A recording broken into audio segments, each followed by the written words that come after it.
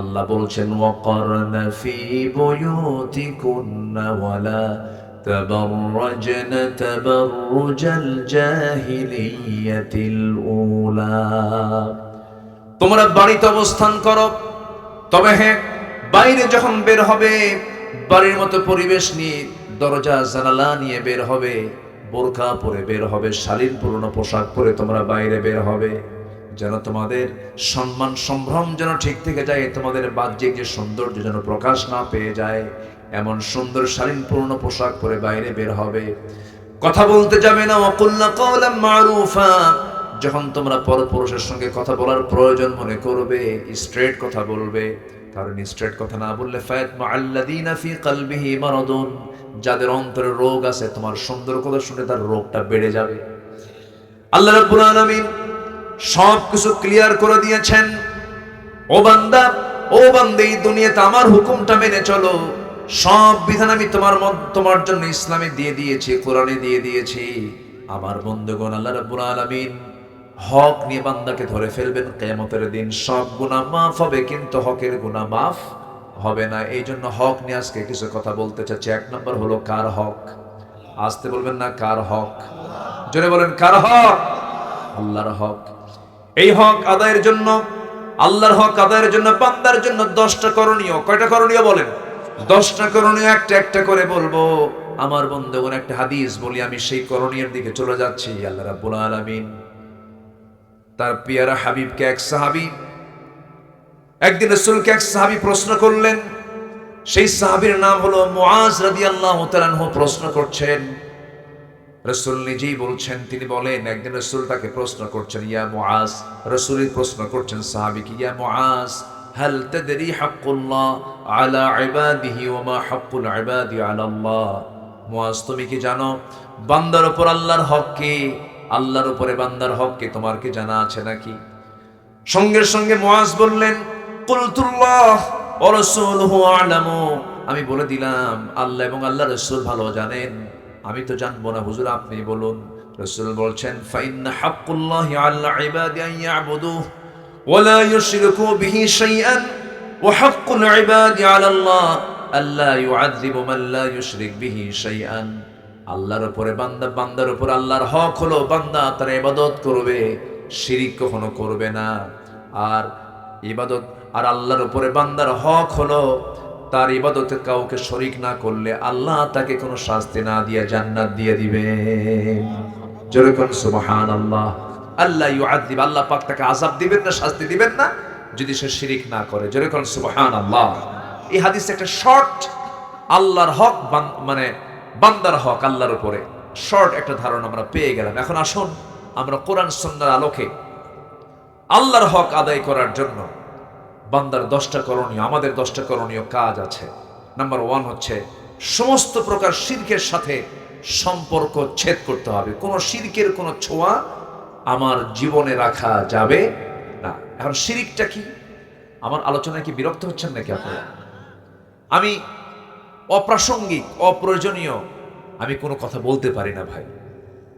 ওই যে তারানের বান্দরে কলা খেছে ইন্দুরে, এই জাতীয় কথা আমার মুখ থেকে বের হয় না। ভুলের সম্ভাবনা কম না বেশি? বেশি। এই জন্য কথা যতটুকু বলবো এটা যেন কাজের কথা হয়। কিসের কথা হয়? কাজের কথা হয়। কিন্তু চৌমোহনী, ত্রিমোহনী, বিভিন্ন রাস্তার মোড়ে মোড়ে কিছু চায়ের দোকান থেকে, সেখানে খুব অহির কথা হয়, তাই না?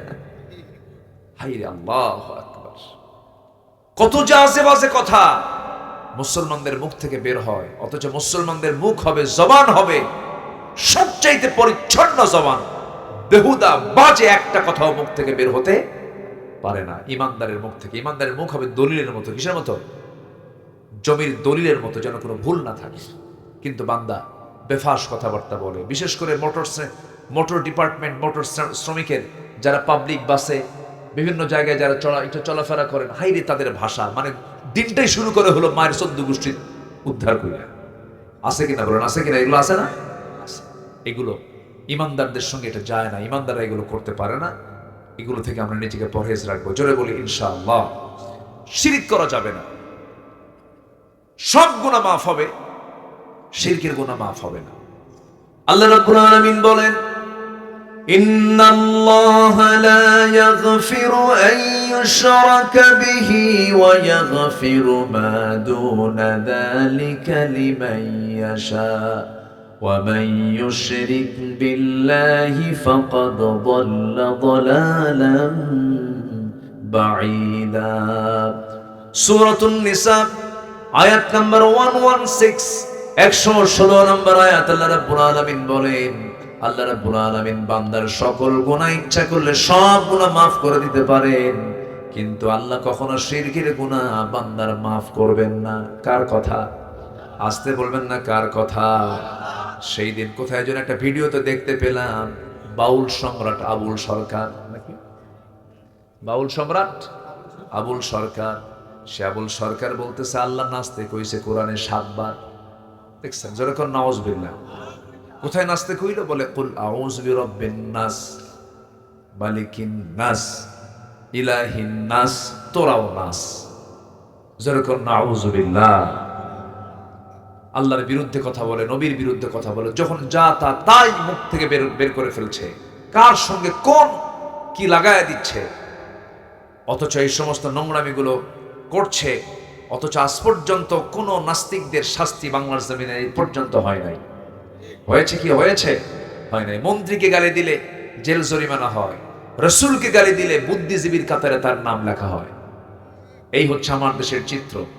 আমরা আগামীর বাংলাদেশকে দেখতে চাই এমন বাংলাদেশ, যে বাংলাদেশের পার্লামেন্টে সবার আগে আল্লাহ, রাসূল, ইসলাম, কোরআন কিনে যারা কটূক্তি করবে তাদেরকে ফাঁসির মঞ্চে ঝুলিয়ে মারা হবে, এমন আইন পাস করতে হবে সামনের সংসদে।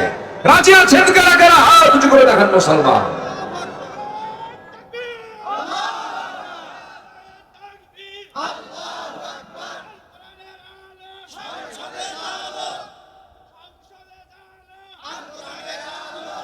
জমিনটা কার? আসতে কবেন না, জমিনটা কার? এই জমিনের মালিকের বিরুদ্ধে কথা বললে আমরা কি চুপ করে থাকতে পারি? আমাদের দায়িত্ব আছে না নাই? আল্লাহর জমিন অবস্থান করে আল্লাহর বিরুদ্ধে কথা বলো, জিহ্বা টেনে ছিঁড়বো আমরা। আর সেই পর্যায়ে নেই। বাংলাদেশের মানুষ এখন অনেক সচেতন, বিশেষ করে তারুণ্য, যুব সমাজ এখন পালস বোঝে। কারা কি করছে সমস্ত মনিটরিং যুবকরা করে, সব কিছু লক্ষ্য করছে। জাতে মাতাল তাহলে কিন্তু ঠিক আছে। আমি তো হতাশ হয়েছিলাম, যুব সমাজ মনে হয় শেষ হয়ে গেল, কিন্তু না, ওরা জায়গা মতো আন্দোলন করে একদম দুপুর বেলা গায়ে গিয়া গণভবনে মুরগির রান খেয়েছে। সব বোঝে। কারা দালালি করো, কারা চাঁদাবাজি করো, কারা সন্ত্রাসী করো, কারা কি করো, সব যুবকদের নোটে আছে। যুবকদের নোটে আছে না নাই? সব তারা নোট করতেছে। ভাইরে, এই জমিনটা, আমার দেশটা গুনায় ভরে গেছে। এত গুনাহ চলছে। দেখলেন না সপ্তাহ কয়েক আগে কোন এক শুক্রবারে সকাল 10:30টায় একটা জমিন নাড়া দিয়ে উঠলো। এটা নাড়া দেওয়া মানে কি? আমরা কি করি, কেউ যদি একটু ঘুম আসে অথবা কোনো বেখেয়াল হয়, এই কি করি, তাই না, ধাক্কা দেন, এই এরকম করি না আমরা? আল্লাহ কি করছে? একটা ধাক্কা মারছে। এক ধাক্কায়, কয়েক সেকেন্ডের ধাক্কায় ঢাকা শহরের কোন বিল্ডিং একটা মানুষও নাই, সব মারছে দূর বাড়ি ধুইয়া। জুতা পায় না খালি পায়ে, জুতা পায় না খালি পায়ে, খালি পায়ে। গায়ে তো মনে হয় শার্ট প্যান্ট কোট টাই সব ছিল না? ছিল কিছু? যা ছিল রাতে গায়ে ওই দিয়েই মারছে দৌড়। চলে গেছে বাড়ি থেকে বের হয়ে, ফকির হয়ে রাস্তায় দাঁড়ায় আছে। কি হলো এটা? এই যে ঘর থেকে জুতা খুইলা যে দৌড় মারছে, কার ভয়ে? আল্লাহর ভয়ে। কি কয় এটা? আল্লাহর ভয়ে দৌড় মারছে? মরার ভয়, মরার। যদি মরে যাই এই ভয়ে মারছে দৌড়। আল্লাহর ভয়ে যদি বের হতো, এটা এই সময় বের হতো না, ফজরের সময় বের হতো। কোন সময় বের হতো? আর ফজরও যদি বের হতো, আল্লাহ হয়তো বা এই ভূমিকম্প দিতেনই না। কি কথা কি বোঝা গেল? কথা ক্লিয়ার? ভূমিকম্প কখন হয়? এই কি কথা কি বুঝতেছেন? কেউ যদি বেখিয়াল হয় তোমার এই কি করো, সতর্ক। এই ভূমিকম্পের মালিক কে? একদিন কি ভূমিকম্প হবে না? আরো আরো বড় ধাক্কা হবে না? এমন ধাক্কা হবে সূর্য সংকুচিত হয়ে যাবে। এই আয়াতগুলো আমাকে খুব কাঁদায়, খুব টেনশন করি আমি যখন এগুলো পড়ি না, আমপারার এই সূরাগুলো, আমার রাসূল খুব কাঁদতেন এগুলো পড়তে পড়তে, কেঁদে ফেলতেন। ওই আয়াতগুলো কত ভয়ঙ্কর! ইদাশ শামসু কুওয়ারাত ওয়া ইদান নুজুমু কাদারাত ইদাস সামাউ ফাতারাত ওয়া ইদাল কাওয়াকিবু তাসারাত ইদা যুলজিলাতিল আরদু জিলজালাহা ওয়া আখরাজাতিল আরদু আথকালাহা وقال الإنسان ما لها জমিন প্রকম্পিত হবে, জমিন কম্পমান হবে, নড়ে যাবে, জমিন তার ভিতরের সবকিছু উদ্গীরণ করে দেবে। এই যে প্রশান্তের নাম আমরা শুনেছি, প্রশান্ত মহাসাগরের নিচে আল্লাহ পাক আগুন রেখে দিয়েছেন চুলার মতো করে। যদি আগুন না রাখতেন প্রশান্তের পানিগুলো সব আইস হয়ে যেত, সব বরফ হয়ে যেত, নৌযান চলতো না, জাহাজগুলো চলতো না। কিন্তু কিয়ামত যখন শুরু হয়ে যাবে, সমস্ত ভিতরের সমস্ত আগুনের লাফাগুলো সব উদ্গীরণ হয়ে যাবে, সব ব্লাস্ট হয়ে যাবে, সব বের হয়ে যাবে। সেই সময় মানুষ এই কঠিন দৃশ্যগুলো দেখে বলবে ওয়াকালাল ইনসানু মা লাহা, এত কিছু করলাম সব তো মাটির সঙ্গে মিশে গেল, সব তো ধ্বংস হয়ে গেল, কিছুই থাকবে না, শুধু থাকবেন যিনি, তিনি আমার চিল্লায় বলুন কে? কুল্লু মান আলাইহা ফান ওয়া ইয়াবকা ওয়াজহু রাব্বিকা যুল জালালি ওয়াল ইকরাম। জোরে বলুন ফাবিআইয়ি আলা'i রাব্বিকুমা তুকাযযিবান। ঠিক থাকবেন কে বলেন? আমরা যে জমিনে থাকি, এই জমিন কিন্তু শান্ত নয়, চরম চঞ্চল, চরম অস্থির এই জমিন। এই জমিনের নিচে এক অবিরাম রহস্যময় টেকটনিক গতির খেলা চলছে। এই টেকটনিক প্লেটগুলো একে অপরের সঙ্গে যখন সংঘর্ষ করে অথবা সরে গিয়ে জমে থাকার শক্তি হঠাৎ সৃষ্টি হয়ে যায়, হঠাৎ একটা শক্তিশালী শকওয়েভ সৃষ্টি হয়, পুরা জমিনকে কাঁপিয়ে তোলে। আল্লাহ রাব্বুল আলামিন এই কম্পমানটা যদি কয়েক সেকেন্ড না করে, যদি সেই দিন যদি শুক্রবারে পৃথিবী ধ্বংস হবে, শুক্রবারে সেই দিন যদি মাঝে মাঝে চিন্তা করে এই বিষয়গুলো 11 সেকেন্ড না হয়ে যদি সেটাকে আরো 50 সেকেন্ড বাড়ায় যদি 1 মিনিট হতো, আগামী 100 বছরেও ঢাকা এই চিত্র ফিরে আসতে পারত না। ক্ষমতা কার? আসতে বলবেন না, ক্ষমতা কার? এই জমিন যেন না কাঁপে, এই জমিন যেন না নড়াচড়া করে আল্লাহ রাব্বুল আলামিন সেই জন্য পৃথিবীর বিভিন্ন জায়গায়, জমিনের বিভিন্ন জায়গায় আল্লাহ রাব্বুল আলামিন মাঝে মাঝে তিনি পাহাড় সৃষ্টি করে দিয়েছেন। রাজশাহীর মানুষ বুঝবে না, পাবনার মানুষ বুঝবে না, সিরাজগঞ্জ বুঝবে না, রংপুর দিনাজপুর বুঝবে না, কারণ এলাকায় পাহাড় নাই, সমতল বেশি। কিন্তু আপনি যখন পাহাড়ি এলাকায় চলে যাবেন, সিলেট যাবেন, আপনি যখন চলে যাবেন চিটাগাং এর দিকে যাবেন, ঘন ঘন পাহাড় কে দিয়েছেন বলেন? আল্লাহ দিয়েছেন। কেন দিয়েছেন? ওয়ালকা ফিল আরদি রাওয়াসিয়া আন তামিদা বিকুম ওয়া আনহারাম ওয়া সুবুলান লাআল্লাকুম তাহতাদুন। জোরে বলুন আল্লাহু আকবার। সূরাতুন নাহল আয়াত নাম্বার 15 আল্লাহ রাব্বুল আলামিন বলেন, তিনি জমিনে স্থাপন করেছেন সুদৃঢ় পর্বতমালা, যাতে তোমাদের নিয়ে জমিন যেন হেলে না যায়, নড়াচড়া না করে। ঘরের চালের টিন যেমন আটকানোর জন্য পেরেক দিয়ে আটকাতে হয়, আল্লাহ রাব্বুল আলামিন এই জমিনটাকে নড়াচড়া বন্ধ করার জন্য ঘন ঘন পাহাড় দিয়েছেন। সেই পাহাড়গুলো দেখতে আমরা যা বাহ্যিক থেকে দেখি, যে পাহাড়টা বাইরে থেকে যতটুকু দেখি, এটা হলো 10%, তার ফাউন্ডেশন হলো 90%, 90%। যেরকম সুবহানাল্লাহ। পাহাড়টা যা দেখি এটা হলো 10 ভাগ, আর বাকি 90 ভাগই হচ্ছে এর নিচের ফাউন্ডেশন। কেউ তো সুবহানাল্লাহ বললেন না। আপনার বাড়ি 10 তলা, নিচে ফাউন্ডেশন দিয়েছেন কি 90 ভাগ বেশি? না, বিল্ডিংটাই বেশি করেছেন আর ফাউন্ডেশন দিয়েছেন এই তো একটা গুতা বানলেই সব শেষ হয়ে যাবে, একদম বাঁকা শীত হয়ে পড়ে থাকবে। কিন্তু আল্লাহর ফাউন্ডেশন দেখেন, পাহাড়গুলোকে নিচে রেখেছেন 90 ভাগ আর উপরে রেখেছেন মাত্র 10 ভাগ। আল্লাহর ফাউন্ডেশন কত মজবুত, পৃথিবীকে যেন নড়াচড়া না করে পৃথিবীকে শান্ত রাখার জন্য। সুবহানাল্লাহ বলা যাবে না ভাই? কে করে দিয়েছেন? কে করে দিয়েছেন? এই জন্য আমরা সবাইকে ভুলে গেলেও কাকে ভুলবো না? বলেন কাকে ভুলবো না? আল্লাহকে বলা যাবে না। চোখটা দিয়েছেন কে? কি সুন্দর চোখ বানায় দিয়েছেন। ক্যামেরার চোখ আছে না? এই ক্যামেরার চোখ নাই, না থাকলে আমারে দেখে, দেখতেছে, দেখেন না হুজুর কোন ভুলটা করে, দেখতেছে এভাবে। এরাও খালি ক্যামেরা খালি দেখতেছে, হুজুর ভুল যেটাই করবে ওটাই ফরওয়ার্ডে দিয়ে দেবো, হুজুরের কাণ্ড দেখো। ঠিক হলো এটা, ঠিক ঠিক না তো যেটা ভুল হবে এটা তো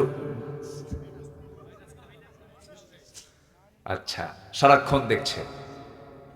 ক্যামেরার যেমন চোখ আছে আমাদেরও চোখ আছে। আমাদের চোখটা আমাদের যে অ্যাঙ্গেল, আমাদের যে লেভেল, এটার ধারে পাশেও নাই ক্যামেরা তোমাদের, কি ঠিক কিনা?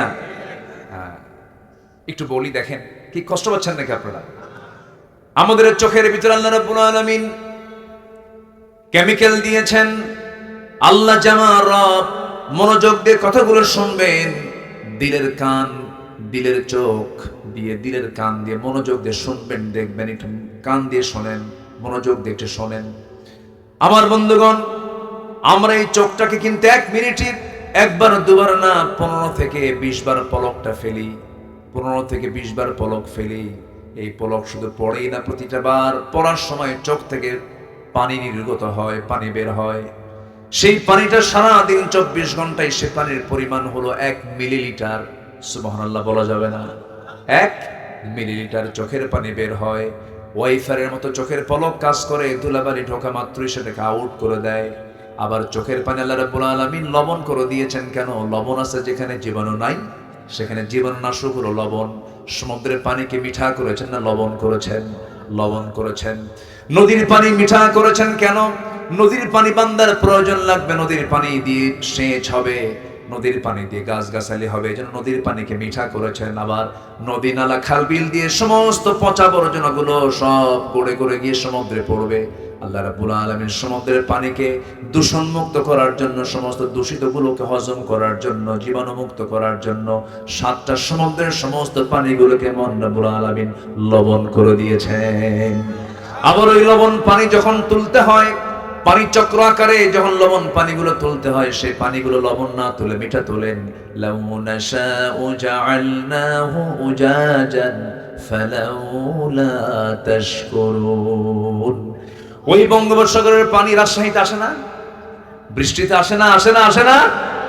বঙ্গোপসাগরের লবণ পানি আসে না? মিঠা পানি আসে।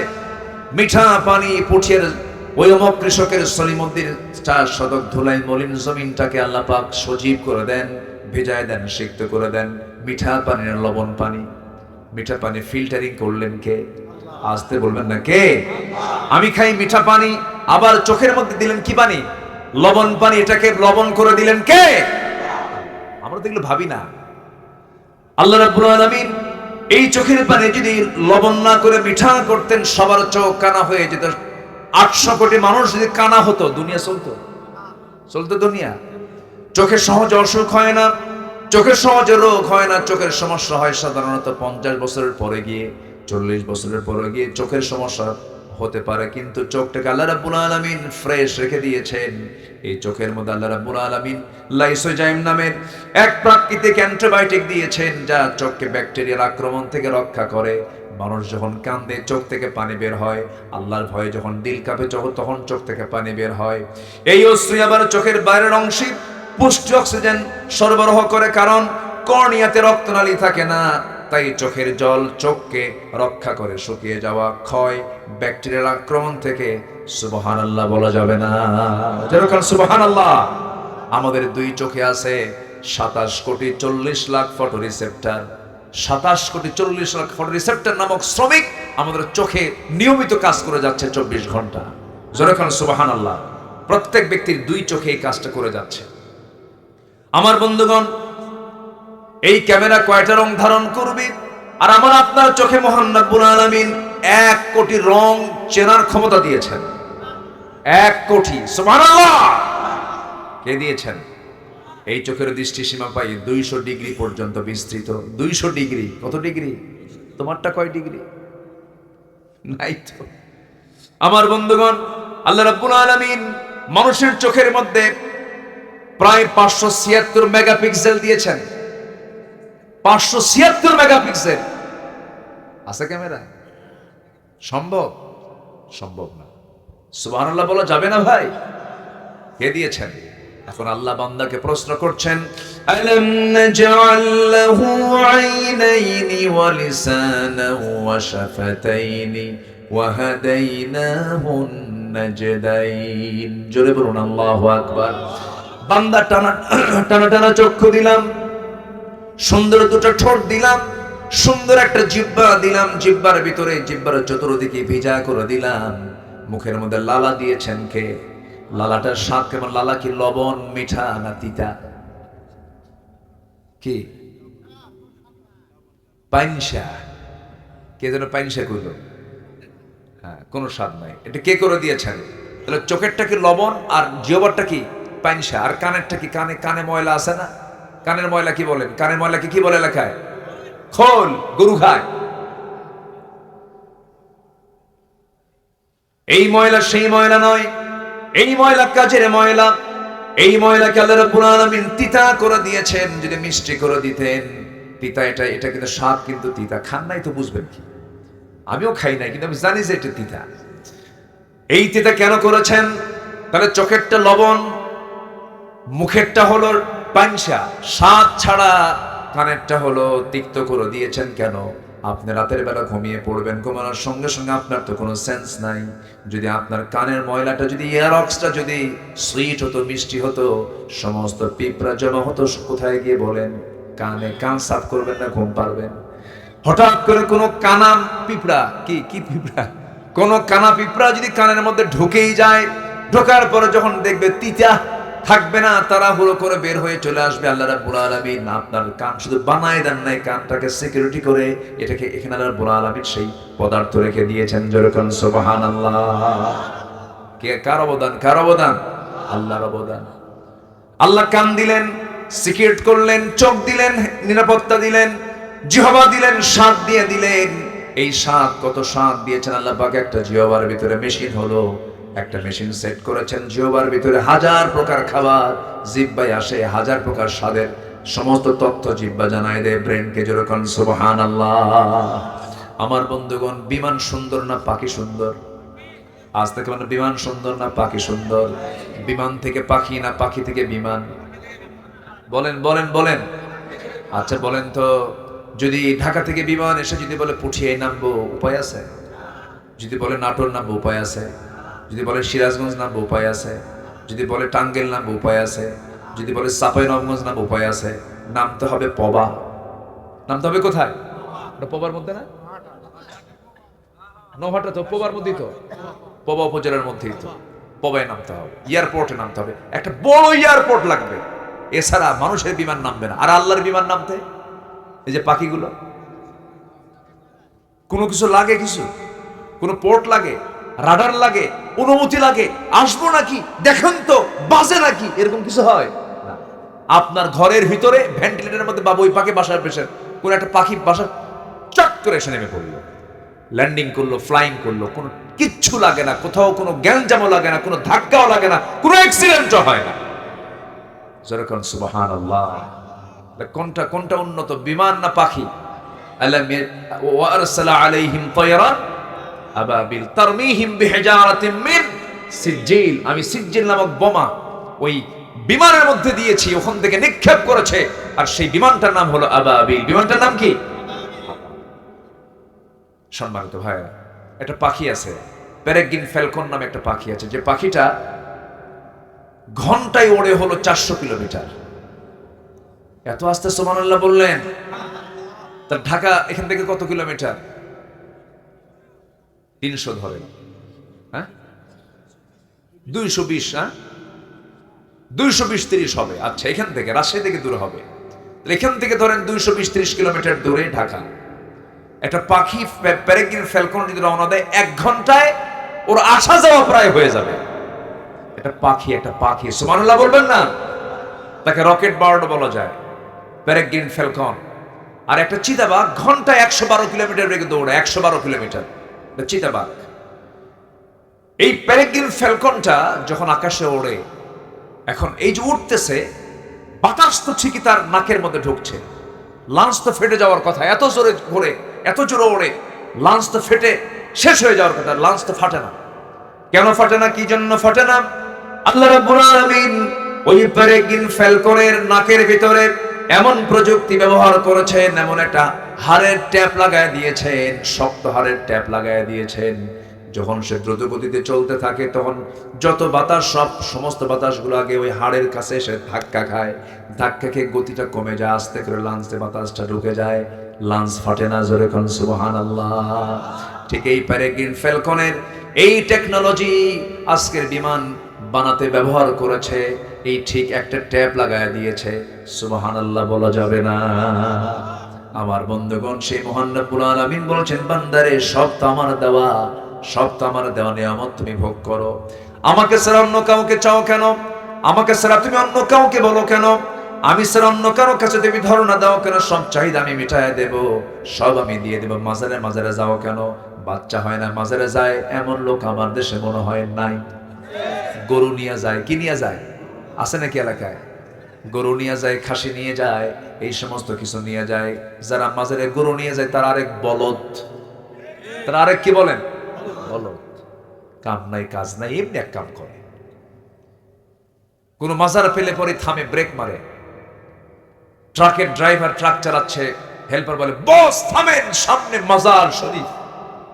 থেমে গেল, কসকস একখান 100 টাকার নোট দিয়ে বলল, বাবা দিয়ে গেলাম, অ্যাক্সিডেন্ট যেন না হয়, তুমি একটু দেখো। যেরকম নাউজুবিল্লাহ। আচ্ছা, কবরে যে শুয়ে আছে, ও কি বিপদে না নিরাপদে আছে? কন্ত এটা কি বিপদের জায়গা না? কন্ত সে তো নিজেই বিপদে আছে, আপনাকে কি উদ্ধার করবে? আমাকে বাঁচাবেন কে? আসতে কবেন না, আমাকে বাঁচাবেন কে? বহুদিন আগে আমি গাবতলীতে, ঢাকা গাবতলীতে আমি যাচ্ছি, কোন একটা প্রোগ্রামে যাচ্ছি, তো এরকম সালার চট পড়ে, মাথার চুলগুলো উস্কো খুস্কো, মাথার চুল কাটে না, জট পাকতে পাকতে মহাজট, ওর মধ্যে উকুন থাকতে থাকতে উকুন পর্যন্ত বিরক্ত, মোষও বড়, দাড়িও বড়, বগলের চুলও বড়, নিচের দিকে আর গেলাম।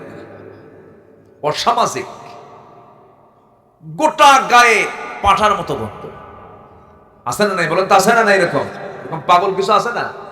এই যে ট্রেন স্টেশনে পাবেন, বিভিন্ন জায়গায় কিছু কিছু আছে এগুলো। তো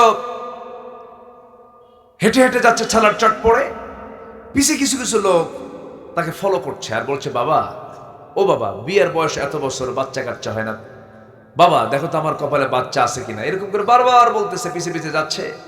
বাবা তো কোনো কথা বলে না, বাবা মানে মোষ দিয়ে ঠোঁট। একদিন বললাম, এক ট্রাকের ড্রাইভারকে ডাক দিয়ে বললাম, ওই ট্রাকের হোটেল আছে না কিছু? রাতের বেলা আমরাও তো বসি ওগুলোতে, মানে রাতের বেলা আমরা তো নিশি কুটুম, বোঝেন নাই? রাতে আমরা জেগে জেগে থাকি, পুলিশ থাকে আর আমরা থাকি, আর শিয়াল থাকে মাঝে মাঝে। রাত্রেবেলা এভাবে ঘোরাঘুরি হয়তো, অশেষে চলে যায়, সারা রাত, ফজর পর আবার ঘুমাতে হয়। তো এক ট্রাকের ড্রাইভারকে বললাম, ভাই তোমার এই ট্রাকের পিছনে ছেঁড়া জুতা রাখার রহস্য কি? হুজুর, বদনজর থেকে বাঁচার জন্য। বদনজর থেকে বাঁচার জন্য কি জুতা? ছেঁড়া জুতা না সূরা নাস? বলেন কি কি বলেন? বদনজর থেকে বাঁচার জন্য কোন সূরা বলেন? সূরা ফালাক, সূরা নাস। সব বদনজর থেকে আল্লাহ পাক হেফাজত করবেন, এটা কার ওয়াদা? আর ও কি ঝুলায় রাখছে? হ্যাঁ, ছেঁড়া জুতা। এটা কি হলো বলেন তো? শিরিক হলো। বিসমিল্লাহ গলত। আচ্ছা, বিসমিল্লাহর কোনো গলত আছে? এটা কি হলো বলেন তো? শিরিক হলো। বাবা লক্ষ্মী সোনা, লক্ষ্মী কাদের দেবতার নাম? অন্য ধর্মের, এটা কি বলা যাবে? কথার কি কি হলো? কথার কি হয়ে গেল? শিরিক হলো। এইভাবে অনেক বহু শিরক আমাদের মুখ থেকে অবলীলায় বের হয়ে যায়। আমরা শিরক থেকে আমরা বাঁচবো। আল্লাহর আইন ছাড়া অন্য কোনো আইন মানলে এটা কি হবে? শিরিক হবে। আল্লাহ পাক আমাদেরকে আল্লাহর আইন মেনে, সে আল্লাহর আইন যারা প্রতিষ্ঠা করতে চায় সেই দলের শামিল হওয়ার তৌফিক দান করুন। ইসলামে অবশ্যই সমর্থন আছে না নাই বলেন তো? সমর্থন আছে না নাই বলেন তো? আছে। সম্মানিত ভাইয়েরা, আপনি একটা চোরকে চেয়ারে বসায় দিলেন, চেয়ারম্যানের চেয়ারে চোরকে বসালেন। চোর চেয়ারম্যানের চেয়ারে বসে জন্মের চুরি করলো, মানে গম চোর, তেল চোর, রাস্তার টাকা চোর, সব চুরি করে শেষ করলো। আপনি যে সমর্থন দিলেন, আপনার আমলনামায় তো সওয়াব হবে না? হ্যাঁ, বরঞ্চ সওয়াবের অংশ না পাপের অংশ? আর ভালো কাজ করে সওয়াবের অংশ পাবেন। তাহলে এটা কি দিনের কাজ না? বলেন, এটা কি দিনের কাজ কিনা বলেন? আপনি এটাকে দিনের কাজ মনে করেন না কেন? আপনি কেন রাজনীতিকে পৃথক করতে চাচ্ছেন? যারা ইসলাম থেকে রাজনীতিকে পৃথক করতে চায় তাদের দ্বারাই স্বৈরাচার প্রতিষ্ঠা হতে পারে।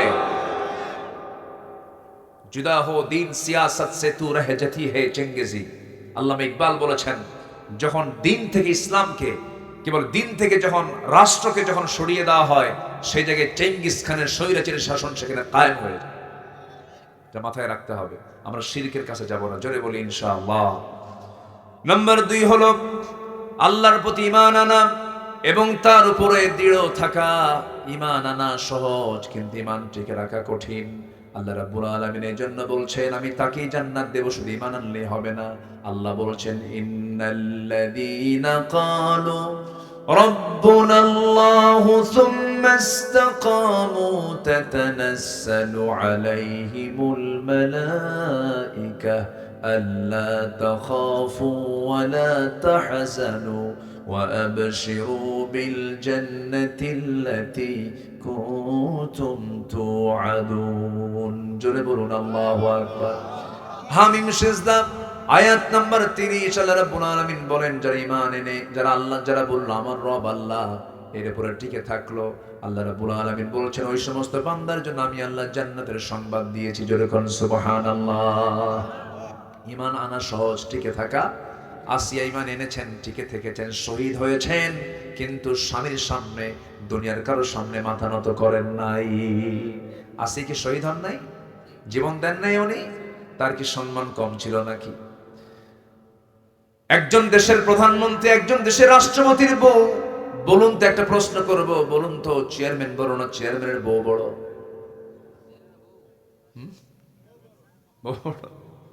বলেন, চেয়ারম্যান বড়, বউ কি ছোট? বউকে আপনি ছোট ভাবেন? যারা ভাবতেছেন যে চেয়ারম্যান বড়, বিয়ে করেন না, এখনো বিয়ে করেন না। আপনি যত বড় নেতা হন, বউয়ের কাছে কায়েত, ও কিচ্ছু মানে না। ওই জায়গায় কোনো আইন চলে না, সব সোজা, যত বীর বাহাদুর হোক না কেন। হ্যাঁ, হুজুরও নাই, বাস্তব তাই। ওমরে ফারুকের মতো মানুষ, তার কাছে একজন বিচার প্রার্থী হয়ে আসছে, স্বামী স্ত্রী গণ্ডগোল, তো পাশে বসে আছে, পাশের ঘরে ভিতরে ওমরে ফারুকের স্ত্রী তাকে কথাবার্তা বলছেন, খুব বাকবিতণ্ডা চলছে। এগুলো দেখে ওই লোকটা চলে যাচ্ছে। ওমরে ফারুক বাইরে এসে বললেন, এই তুমি কেন আসলা, কি জন্য আসলা, প্রশ্ন করো না, কি ফয়সালার জন্য আসলে, কিছু তো বললা না তুমি। কে এসে দেখলাম যে চিত্র, আপনার বউ আপনাকে এত কিছু বললো, আপনি কিচ্ছু বললেন না। আমার বাড়িতে বউয়ের সঙ্গে আপনি ফয়সালা দিবেন কি? ওমর ফারুক বলছেন, আমি কিছু কইছি না, তুইও কিছু বলিস না, যা। আল্লাহু আকবার।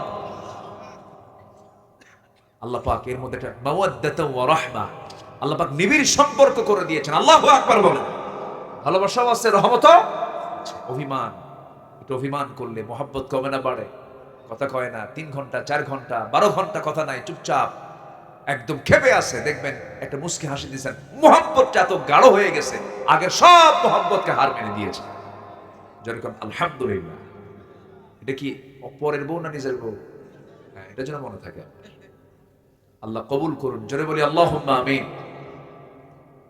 আসিয়ার মতো মানুষ, তার স্বামী একজন দেশের প্রধান, এত বড় একটা পদ, রাষ্ট্রপতির পরেই হচ্ছে বউয়ের জায়গা, এত সম্মানজনক পদ, উনি এটাকে গ্রহণই করলেন না, উনি ইসলাম গ্রহণ করে নিলেন।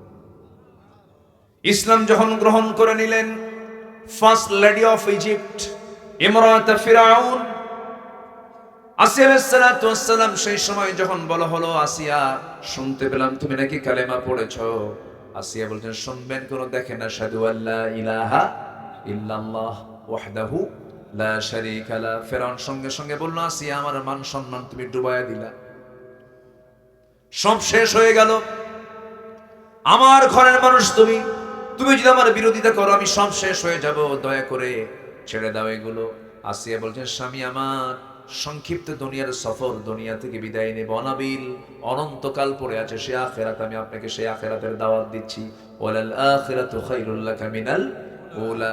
সঙ্গে সঙ্গে ফেরাউন বলছে, আসিয়া আমি জানি তুমি সত্য, তুমি সত্য কথা বলছো, মুসাও সত্য, মুসার আল্লাহও সত্য, কিন্তু আমার চেয়ার যে আছে, আমার কি আছে, আমার চেয়ার যে আছে, চেয়ার তো ছাড়া যাবে না, চেয়ার তো কখনো হাতছাড়া করা যাবে না। আসিয়া দয়া করে তুমি আমার কথা শুনে নাও। আসিয়া বলছেন, জান দেব কিন্তু ইমান দেব না। সঙ্গে সঙ্গে হামানকে ডেকে, ফেরাউন হামানকে ডাক দিয়ে বলছে, হামান এদিকে আসো, কি করি কোনো বুদ্ধি পাচ্ছি না, বউকে তো মহব্বত করি, কি করা যায়। অফিরাউনা ওয়া হামানা ওয়া জুনুদাহুমা। হামান বলল, ফেরাউন বুকের শত্রু, বড় শত্রু, বউটাকে এইরকম সুযোগ দেওয়া যাবে না, শেষ করে দিতে হবে। জল্লাদ ডাকা হলো, আইন পাশ হয়ে গেল। জল্লাদ তার করাত দিয়ে কপাল থেকে মাথা থেকে পা পর্যন্ত চিরে ফেলবে, সিদ্ধান্ত চূড়ান্ত হলো। এরপর শেষবারের মতো ফেরাউন এসে বলছে, আসিয়া দাম্পত্যময় জীবন সুখময় ছিল, ভালোই ছিলাম আমরা, তুমি কেমন পেঁচ লাগায়া দিলা, দেখো শেষবারের মতো তোমাকে বললাম, তুমি কি করবা বলো। আসিয়া বলতেন, স্বামী আমার সম্মান করি আপনাকে, তবে একটা কথা জেনে রাখবেন, আমার আল্লাহ কিন্তু আমার নাকের মধ্যে জান্নাতের ঘ্রাণ ঢুকায়া দিয়েছে। আল্লাহু আকবার। ফেরাউন অর্ডার দিয়ে দিল জল্লাদকে, করাত দিয়ে যখন চেরা শুরু করলো, মাথা থেকে ফিঙ্কি দিয়ে রক্ত পড়া শুরু হয়ে গেছে। সেই সময় ওই কঠিন মুহূর্তে আসিয়া আল্লাহর নামটা বলেন না, আসিয়া সেই সময় দোয়া করছেন, ওই কঠিন সময়ে তিনি দোয়া করতে বললেন না। সেই দোয়াটা আল্লাহ রাব্বুল আলামিন 4000 বছর আগের দোয়া আল্লাহ রাব্বুল আলামিন কোরআনে কোট করে বলছেন, রব্বি বিনিলি ইনদাকা বাইতান ফিল জান্নাহ ওয়া নাজ্জিনি মিন ফিরআউনা ওয়া আমালিহি।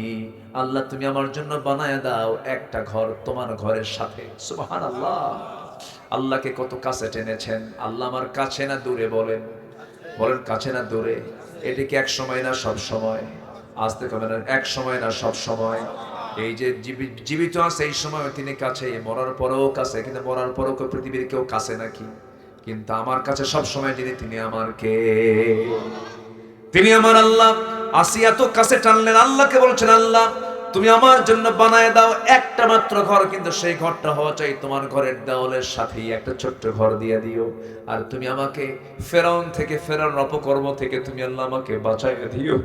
আমি দুনিয়া থেকে বিদায় নিচ্ছি। বিদায় দিলেন আসিয়া, আর দুনিয়াবাসীকে জানান দিয়ে দিল, দুনিয়ার মানুষগুলো তোমরা জেনে রেখেও, ইমানকে টিকে রাখার জন্য জীবনটা এমন করে হাসি মুখে দিয়ে দিতে হয়। যেরকম সুবহানাল্লাহ। আমার ভাইয়েরা, আমার বন্ধুগণ, অনেক কথা আছে এখনো। আল্লাহর হক হলো 10টা, 2টা বলে ফেললাম। ইমান এনেছি, ইমান নিয়ে টিকে থাকবো আমরা। মনে থাকবে তো সবার? ইমান টিকে থাকবে, টিকে রাখার দরকার আছে না নাই বলেন?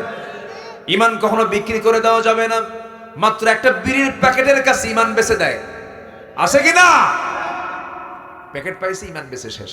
যারা আমানতদারিতে নাই তার ইমান আছে? যারা আমানতদারিতে নাই, লা ঈমান লিমান লা আমানাতা লাহ ওয়াল্লাযিনা হুম লিআমানাতিহিম ওয়া আহদিহিম রাউন। যারা আমানতদারিতে নাই তার ঈমান নাই, আর ঈমানদার যারা হবে তার আমানতদারিতে হবে। আপনি যাকে সমর্থন দিচ্ছেন এটা একটা আমানত না? আস্তে করে, এটা আমানত কিনা বলেন? এই আমানতের খেয়ানত করা যাবে? যা খেয়ানত করছি আমরা আর করব না। সামনে আমার আমানতটাকে সঠিক জায়গায় প্রয়োগ করব। জোরে বলে ইনশাআল্লাহ।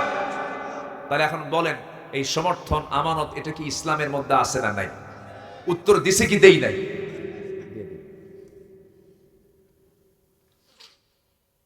আমরা ইমান নিয়ে টিকে থাকবো। আপনার বাড়ি যাবেন না? আপনারা বাড়ি যাবেন না?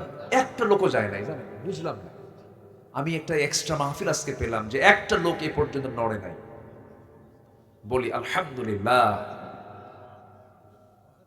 ফজর পড়বেন তো সবাই? এখান থেকে ফজর পড়া যাবে, এটা তো জানাজা সহ হবে, এটা কি আর সম্ভব? আচ্ছা, সবাই কি ফজর পড়বেন? বাড়িতে পড়বেন তো না মসজিদে পড়বেন? মসজিদ। জোরে বলি ইনশাআল্লাহ। আচ্ছা বলুন তো, কোন ওয়াক্তে সবচেয়ে কম মুসল্লি আমার দেশের মসজিদে পাওয়া যায়? আর আমার দেশে কোন ওয়াক্তে মানুষ বাড়িতে বেশি থাকে? ফজরই তো। বলেন, সবচেয়ে বাড়িতে বেশি ঘুমায় থাকে কোন সময় বলেন? ফজরে। তাহলে ফজরেই বাড়িতে মানুষ বেশি থাকে, ফজরেই সবচেয়ে কম মুসল্লি মসজিদে পাওয়া যায়। তার লক্ষণ খুব ভালো না? আলহামদুলিল্লাহ নাকি? কি করবেন আপনারা? আপনার গ্রামকে নামাজি বানান, নামাজের গ্রাম বানায় দাও। যেদিন দেখবেন আপনার গ্রামটা জোহর আসর মাগরিব এশার চাইতে ফজরের মুসল্লি দিয়ে মসজিদ ভরে গেছে, আল্লাহর কসম করে বলে গেলাম আমি আব্দুল্লাহ আমিন, আপনার গ্রামে কোনো মাদক, নেশা, চোর, এরপরে সুদখোর পরিবেশ আপনার গ্রাম থেকে আর একটাও থাকবে না, সব চলে যাবে। আল্লাহ পাক এই গ্রামকে নামাজের গ্রাম বানায় দেন। জোরে বলি আল্লাহুম্মা আমিন। তাহলে ঈমান এনেছি, আমরা ঈমানটাকে টিকে রাখবো। জোরে বলি ইনশাআল্লাহ। নাম্বার 3 হচ্ছে আল্লাহর হক হলো আল্লাহকে ভয় করা। কাকে ভয় করা? দুনিয়ার কোনো প্রশাসন না, আল্লাহর ভয়। আল্লাহর ভয়, হাক্কা তুকাতিহি ওয়া লা তামুতুন্না ইল্লা ওয়া আনতুম মুসলিম। নাম্বার 4 হলো আল্লাহর বিচার ফয়সালা মেনে নেওয়া। কার বিচার ফয়সালা মেনে নেওয়া? ইনিল হুকমু ইল্লা লিল্লাহ, হুকুম হবে একমাত্র কার? নাম্বার 5 হলো সালাত কায়েম। কি কায়েম বলেন? সালাত। সালাত কার হক বলেন? সালাত কার হক? যাকাত কার হক? বান্দার হকে তো আসি নাই এখন, একটু পরে আসবো। যাকাত কার হক? ওয়াফি আমওয়ালিহিম হাক্কুল লিসাইলি ওয়াল মাহরুম। আচ্ছা, নাম্বার 6 হলো হজ করা। কার হক? ওয়া আতিমুল হাজ্জা ওয়াল উমরাতা লিল্লাহ। তোমরা হজ করো, উমরা করো, কার জন্য? আল্লাহর জন্য। আর যাকাত, যাকাত দেবে কার হক? সাইল ওয়াল মাহরুম, অসহায় মিসকিন 8টা খাত আছে তাদের জন্য। আচ্ছা, রোজা রাখো, এটা কার হক বলেন? কার হক বলেন? আস-সাওমু লি ওয়া আনা আজজি বিহি আই উজজা বিহি। রোজা আমার জন্য, রোজার পুরস্কার আমি আল্লাহ নিজে দিয়ে দেব। সুবহানাল্লাহ বলেন। নাম্বার 8, অনেক লম্বা লম্বা কথা ছিল, তওবা করা। তওবা, তওবা করা কার কাছে? এটা আল্লাহর হক। বান্দা আমার কাছে তওবা করবে, আমি তাকে মাফ করে দেব। সবাই তওবা করতে রাজি আছেন তো ইনশাআল্লাহ? নাম্বার 9 হলো সমস্ত কিছুর উপরে আল্লাহকে ভালোবাসা। সকল কিছুর উপরে কাকে ভালোবাসা বলেন? আল্লাহকে ভালোবাসা। এটা যদি হয়, সে পাবে ঈমানের মজা। ঈমানের মজা সেই পাবে যে সকল কিছুর চাইতে আল্লাহকে বেশি ভালোবাসে। সালাতুম মান কুন্না ফীহি ওয়াজাদা হালাওয়াতুল ঈমান আই ইয়াকুনা আল্লাহু ওয়া রাসূলুহু আহাব্বা ইলাইহি মিম্মা সিওয়াহুমা। আল্লাহু আকবার। সকল কিছুর চাইতে আল্লাহকে বেশি মহব্বত করা। নাম্বার 10 সর্বশেষ হলো দোয়া করা সর্ব অবস্থায়। কার কাছে? আসতে হলো না, কার কাছে? আমরা দোয়ায় কৃপণ হব, আল্লাহ মাফেও কৃপণ হবেন। আমরা বেশি বেশি দোয়া করবো, আল্লাহ আমাকে বেশি বেশি করে মাফ করে দিবেন। আমরা আল্লাহর কাছে মাফ চাবো। জোরে বলি ইনশাআল্লাহ। আল্লাহ রাব্বুল আলামিন বলেন, وقال ربكم ادعوني استجب لكم ان الذين يستكبرون عن عبادتي سيدخلون جهنم داخرين। সূরা মুমিন। আল্লাহ রাব্বুল আলামিন বলেন, বান্দারে তুই আমার কাছে ডাক, আমি তোর ডাক অবশ্যই সাড়া দেব। আস্তাজিব লাকুম বা ইস্তিফআল থেকে এসেছে, অবশ্যই তোকে তোর ডাকে আমি সাড়া দেব। তুই আমার দিকে 1 হাত আগায় আসবে, আমি তোর দিকে 10 হাত আগায় আসবো। তুই হেঁটে হেঁটে আসবি, আমি তোর দিকে দৌড়ায় দৌড়ায় যাব। আমি তোর জন্য মাফ করার জন্য আমি 7 আকাশ থেকে প্রত্যেক রাত্রে প্রথম আকাশে চলে আসি। আমার প্রথম আকাশে এসে বলি, কে আছে আমার কাছে মাফ চাবে? আলা মিন মুস্তাগফিরিন ফাগফির লাহ। কোন ক্ষমা প্রার্থী আছে আমার কাছে ক্ষমা চাবে, আমি তাকে ক্ষমা করে দেব। এই জন্য চোখের পানি যদি ফেলতেই হয়, এক জায়গায় ফেলবো, সেটা হলো কার কাছে? কার কাছে? কার কাছে? আল্লাহর কাছে আমরা চোখের পানি ফেলবো। আমার চোখের পানির মূল্য একমাত্র দিতে পারেন পৃথিবীতে একজনই, আমার রব। কে? আরো জন, আমার রব কে? আল্লাহ আমাকে আমার চোখের মূল্য দিবেন, চোখের পানির মূল্য দিবেন। এখন আসেন হচ্ছে বান্দার হক, হাক্কুল ইবাদ। নুরু, ওয়াজ কি শেষ না শুরু? কত সময় লেগে যায় মাঝামাঝি না? হ্যাঁ, এখন বান্দার হকে আসছি, কেবল অনেক সময় লেগে যায়। আল্লাহু আকবার। চিন্তা করতেছি যে আপনাদের কষ্ট হচ্ছে কিনা। আবার মায়েরা আছে, মায়েরা আছে নাকি আপনাদের? সেই আজকের সেই তানোরের সেই সন্তানটা, শিশু সাজিদ, সেখান থেকে সুস্থ অবস্থায় তাকে তুলে নিয়ে হসপিটালে নেওয়ার পর সে ইন্তেকাল করেছে। আবার জানেন নাকি আপনারা? এটা নিউজ কিন্তু আমি দেখি, আবার ওয়াজও করি। উদ্ধারটা হয়েছে সন্ধ্যা পর্যন্ত জানা আছে। আমি পরে শুনলাম লেটেস্ট নিউজ এরকম যে, আমি সর্বশেষ যেটা জেনেছি 10টার দিকের ঘটনা, সন্তানটাকে বাঁচানো যায়নি। আল্লাহ তাআলা সব পারেন। দেখেন কত ঘন্টা পর হলো, 32 ঘন্টা পর তানোরের সেই ছোট্ট বাচ্চা শিশু সাজিদ, সে মানে জীবিত অবস্থায় সেখান থেকে তাকে উদ্ধার করা হয়েছে। আলহামদুলিল্লাহ, আল্লাহু আকবার। ক্ষমতা কার? পরে চিকিৎসায় শুনলাম হসপিটালে ইন্তেকাল করেছে। আল্লাহ তুমি পরিবারকে, সন্তত পরিবারকে ধৈর্য ধরার তৌফিক দিয়ে দাও। সম্মানিত ভাইরা, আল্লাহ কি না পারেন? আল্লাহ সব পারেন। আল্লাহ অসম্ভবকে সম্ভব করতে পারেন কিনা বলেন? পারেন। বান্দার হক 6টা। 1 নম্বর হচ্ছে আল্লাহর পরে বাপ মার হক। বলেন তো এটা কি ওয়াজ কি ছোটখাটো?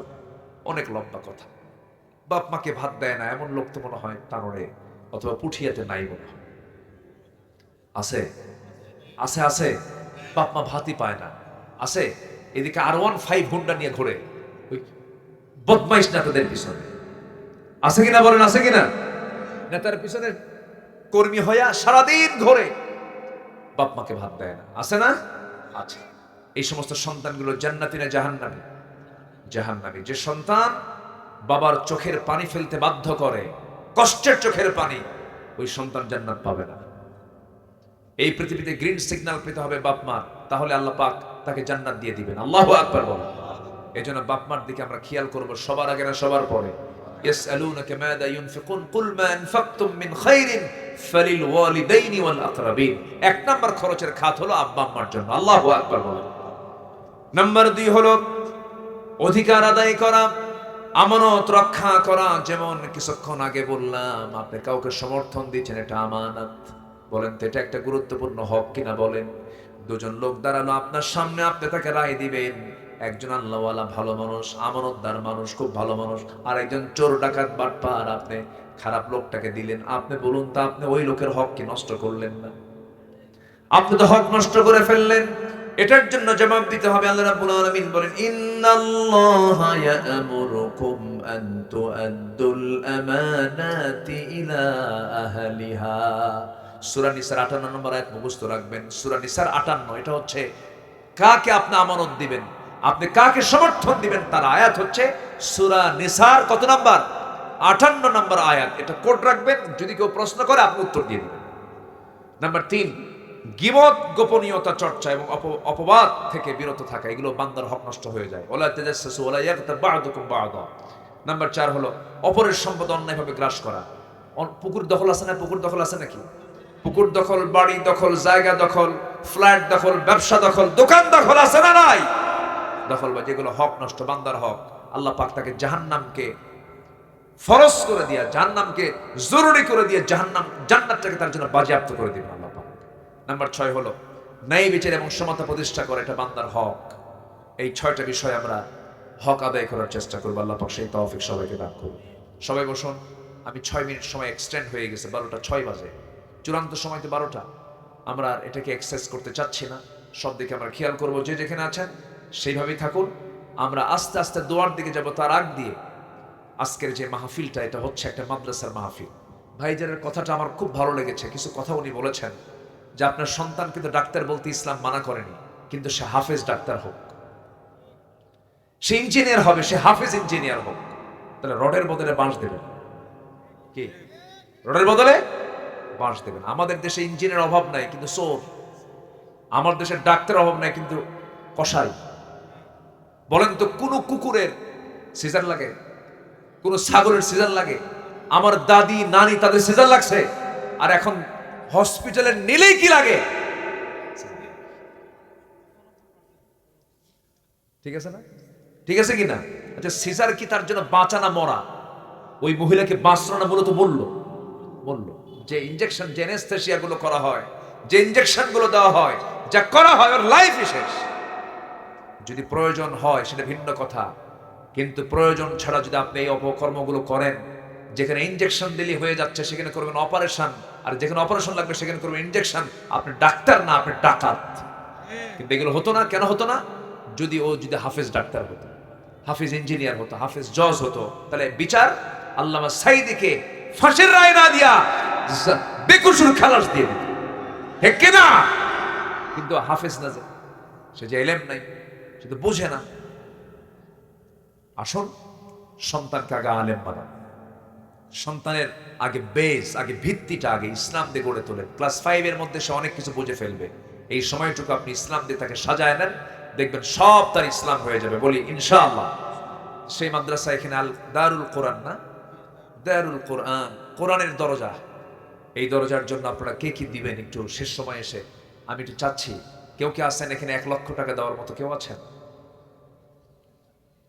বেশি বলে ফেললাম? আমি এক মাহফিলে, সিরাজগঞ্জে এক মাহফিলে বললাম কে আছেন 10,000 দিবেন? পাশে এক লোক বসেছিল, আমি জানি না যে উনি এত ধনী মানুষ। তো উনি একটা চেক বের করে বলে, হুজুর আমি আজকে বেশি দিলাম না, 1 কোটি টাকা দিলাম। তওবা করছে, আল্লাহ জীবনে আর কোনোদিন 1000 কব না, লাখ দিয়ে শুরু করবো, তারপরে যা দেয় দিই। আমি চাইছি 10,000, উনি দিছে 1 কোটি। বলেন তো এটা হলো? আমি লজ্জা পেয়ে গেছি। সেদিন থেকে আমি আর 1000 বলি না। এখন তো যে কোনো জায়গার দাম এখন কি 1000-এ আছে আর 100-এ আছে? একটা জায়গার দাম শুধু বলবেন আমি বিক্রি করব, বাস। কি দাম নেবেন পরে, বিক্রি করবেন কিনা, এই অবস্থা হয়ে গেছে। যেহেতু সামাজিক অবস্থা এরকম হয়ে গেছে, আমরা দানটাও আন্তরিকতার সঙ্গে দেওয়ার চেষ্টা করব। জোরে বলি ইনশাআল্লাহ। আল্লাহ কবুল করুন। জোরে বলি আল্লাহুম্মা আমিন।